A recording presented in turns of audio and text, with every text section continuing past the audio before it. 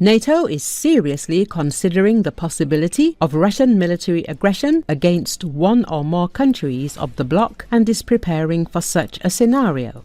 As part of the Ramstein Flag 2025 exercises, which have been ongoing since the end of March and are taking place near the Leeuwarden Air Base in the Netherlands, about 100 F-35, F-18 aircraft, as well as UAVs and helicopters of the Allies have practiced repelling air attacks and destroying enemy air defense systems. Krizeitung reports a new phase of maneuvers lies ahead.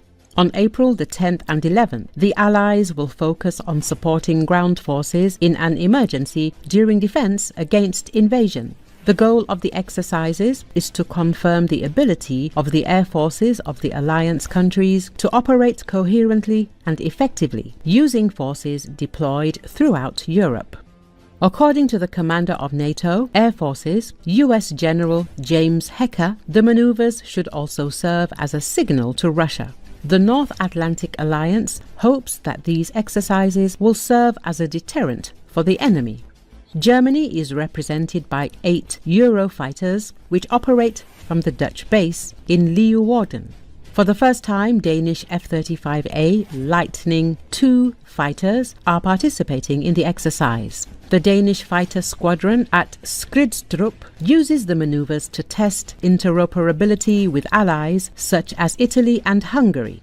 In addition, Germany announced military exercises Red Storm Bravo, which will take place from September the 25th to the 27th. They are planned to involve up to 800,000 military personnel of the alliance states. As part of these exercises, a scenario of the Russian attack will also be worked out.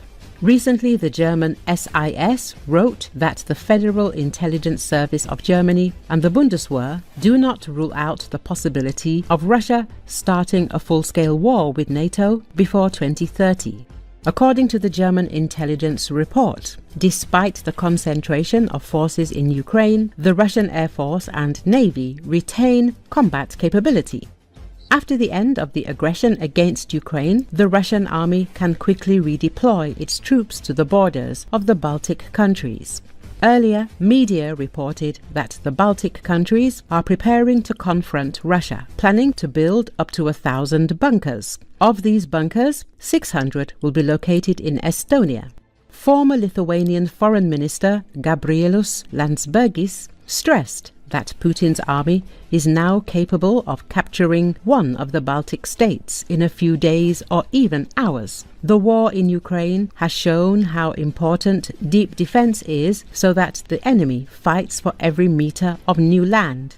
Experts say that the defensive line in the Baltics is not the Maginot Line, and it is not some kind of wall or a continuous line of defense, but a flexible and mobile means of defense.